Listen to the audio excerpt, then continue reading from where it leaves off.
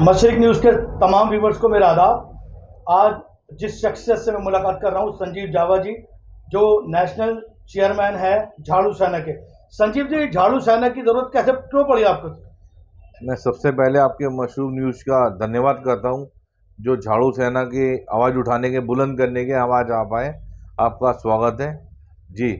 आपने पूछा कि झाड़ू सेना की जरूरत क्यों पड़ी। मैं बताना चाहूँगा कि 14 साल से निगम के अंदर सरकार है, बीजेपी की सरकार है, और 14 साल से ही कर्मचारियों का बहुत शोषण हुआ है। जो हमारा चुनाव चिन्ह हमने जो झाड़ू रखा है, वो आप देख सकते हैं। झाड़ू हाथ में जब सब सो के उठते हैं ना, तो कर्मचारी रोड क्लीन कर देता है, दिल्ली को स्वस्थ रखता है, दिल्ली को रोग मुक्त रखता है। लेकिन क्या करें, उसी का शोषण हो रहा है। जो स्वस्थ रखता है ना, तो वो अपने स्वस्थ रखने के चक्कर में अपना स्वास्थ्य खराब कर लेता है वो। और जब तक वो रिटायरमेंट की नजदीक आता है, तो इतनी बीमारी उसे घेर लेती है इस कूड़े की, एक अवेयरनेस की, कि उसे इलाज कराना ही मुश्किल हो जाता है। क्योंकि ना तो मेडिकल क्लेम है एमसीडी के अंदर, ना ही कोई सुख सुविधाएं, ना कोई औजार दिए जाते कि वो इनको औजार दिए जाए। वो अपने पास से ही झाड़ू भी खरीदते हैं, अपने पास से औजार खरीदते हैं। बहुत ही मतलब जबरदस्त शोषण हो रहा है। झाड़ू सेना जो है वो दिल्ली तक सीमित है या और स्टेटों में भी आपने ये आंदोलन चलाना है? मैं बताना चाहूंगा कि झाड़ू सेना नेशनल है, नेशनलाइज कर दिया हमने इसको झाड़ू सेना। क्योंकि हमने इससे पहले हम गुजरात भी गए, हम हरियाणा गए, हम यूपी गए, हम पंजाब गए, और हर स्टेट में हमने जहाँ लगा ना मजदूरों का शोषण हुआ, झाड़ू सेना वहां गई, वहां के मजदूर वर्गों से बात करी, तो हमने एक चीज देखी वहां पर। दिल्ली जैसे कैपिटल में भी हम परेशान हैं, हम तो 50% परेशान है, लेकिन जो और स्टेटों के अंदर है मजदूर वर्ग 100% परेशान है।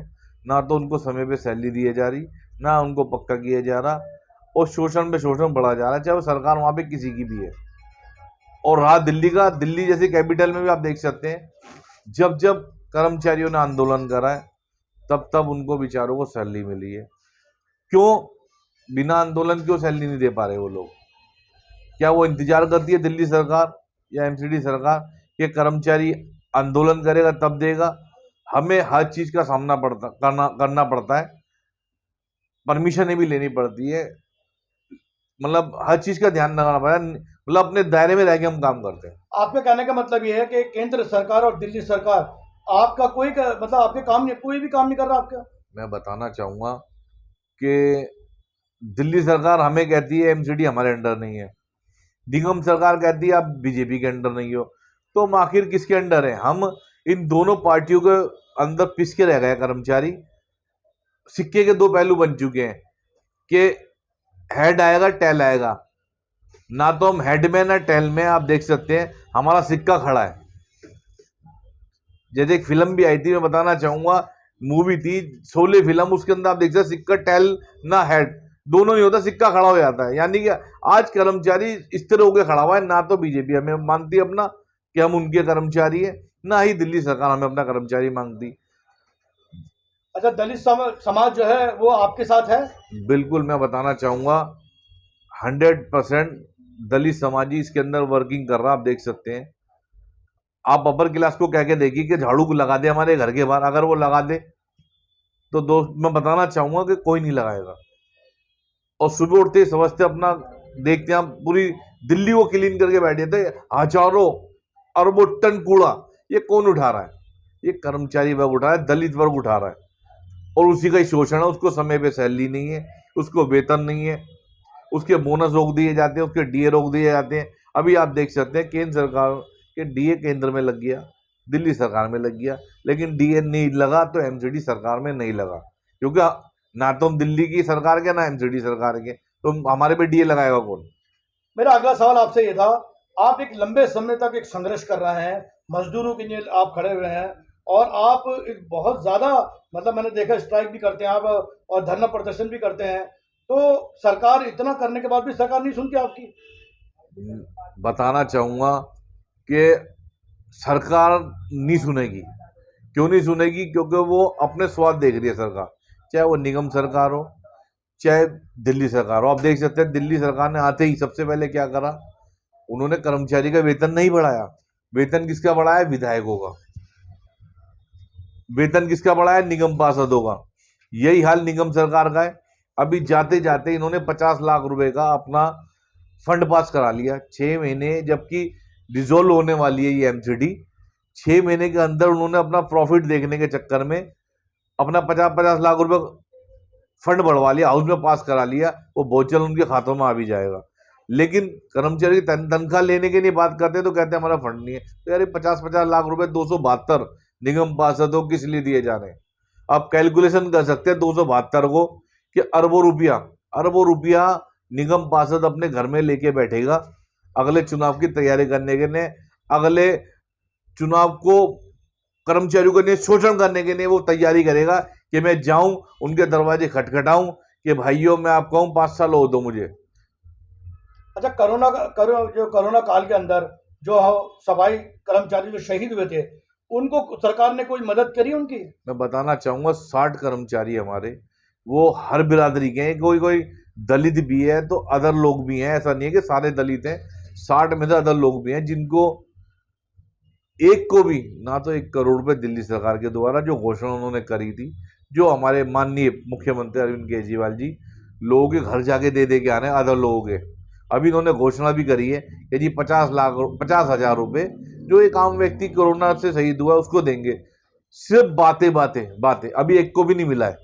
आप देख सकते हैं इन्होंने कहा हम पेंशन देंगे। जो प्राइवेट लोग हैं, हमारा तो गवर्नमेंट है, हमें नहीं दे पा रहे तो प्राइवेट को क्या दे पाएंगे ये लोग? और रही दिल्ली सरकार और अपनी निगम सरकार भी आप देख सकते हैं 10 लाख रुपए की घोषणा और पक्की नौकरी, वो भी आज तक नहीं दी गई। केंद्र सरकार जो सबसे ऊपर है, हमारी सर्वोच्च हमारी सरकार है, उन्होंने कहा था हम 50 लाख का जीवन बीमा कोविड वालों को देंगे। जो दिल्ली जैसे कैपिटल के अंदर एक भी एमसीडी कर्मचारी को नहीं दिया गया, आप देख सकते हैं। अब आगे जो है ये झाड़ू सेना का आगे का जो अगला स्टेप है वो क्या है? आगे का पहला स्टेप हमारा हमने डिसाइड कर चुकी है। हमारे जो हमने झाड़ू सेना उनने अलायंस कर लिया है कि जब ये पार्टियां आपसी में समझौता कर सकती हैं तो मजदूर वर्ग क्यों नहीं समझौता कर सकता। तो हमने झाड़ू सेना ने अलायंस कर लिया है। निगम की जितनी यूनियन है, 14 फेडरेशन के अंदर यूनियन है, उसके अंदर दिल्ली नगर निगम फेडरेशन है हमारी, उससे हमने अलायंस कर लिया है। और पहला हमारे कार्यक्रम अभी आप देख सकते हैं, हमने 6 जोनों में प्रदर्शन करा था और उसके बाद आज हमारा सिटी एसपी जोन के अंदर भी था।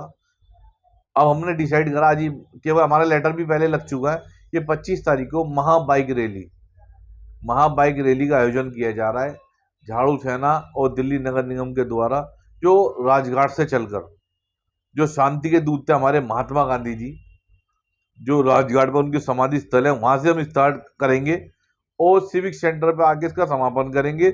और सिविक सेंटर पे लॉक किया जाएगा। सिविक सेंटर को क्यों किया जाएगा? जब ये कर्मचारी की तनख्वाह नहीं दे पा रहे, कर्मचारी का वेतन नहीं दे पा रहे, रिटायरमेंट कर्मचारी हो जाता उसको पैसा नहीं मिल पा रहा, पेंशनरों को पेंशन नहीं दे पा रही। आप देख सकते हैं दिल्ली सरकार के द्वारा अभी तक किसी की सबकी पेंशनें बंद कर रखी है। जो गंभीर विषय है, जो करने चाहिए वो विषय तो कोई कर नहीं रहा। मतलब आपसी में ताका झांकी मिलेगा। अब आप देख सकते हैं कि नवल्टी सिनेमा आज 200 करोड़ का जो ये कह रहे हैं कि आम आदमी पार्टी 200 करोड़ का था, लेकिन एमसीडी सरकार ने 34 करोड़ में उसको बेच दिया। अरे यार, मैं एक बात कहना चाहूंगा आपसे, आप कर्मचारियों की सोचो ना। कर्मचारी की एक आवाज नहीं उठी, एक नेता, ये 70 विधायक, मेरी आवाज सुन ले, 70 विधायकों में से एक विधायक की जबान नहीं निकली कि जो कोविड में कर्मचारी एक्सपायर हो गया एमसीडी के अंदर, कि उसके परिवार भी है, उसको देना चाहिए न्याय। और अरविंद केजरीवाल जी मुख्यमंत्री ने गुहार लगानी चाहिए। बड़े शर्म की बात है, ऐसे 70 विधायकों के नहीं है और ये 272 निगम पार्षदों के नहीं है जो निगम में बैठे हुए मजे ले रहे हैं।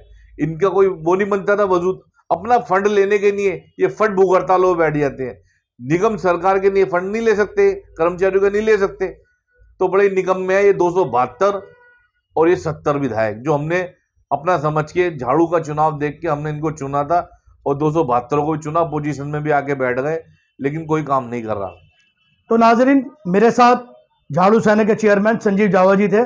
संजीव जावा जी ने बहुत अफसोस का मुजाहरा करा है कि कोई भी सरकार, चाहे केंद्र सरकार हो चाहे दिल्ली सरकार, इनकी बातें नहीं सुनी है। इन्होंने जितनी भी रैलियां करी हैं कोई समाधान नहीं निकला है। अब और यहाँ तक कहा है कि जो यूनियन 14 यूनियन है वो भी संजीव जावा के साथ हैं। और 25 अगस्त को एक महारैली का आयोजन किया है जो राजघाट से सिविक सेंटर तक निकाली जाएगी। संजीव जावा जी का कहना है कि महारैली होगी और हम सिविक सेंटर पे ताला लगाएंगे। ये आने वाला वक्त बताएगा कि रैली कहां तक जाएगी। जर्रान कुरैशी, दिल्ली से मशरिक न्यूज़।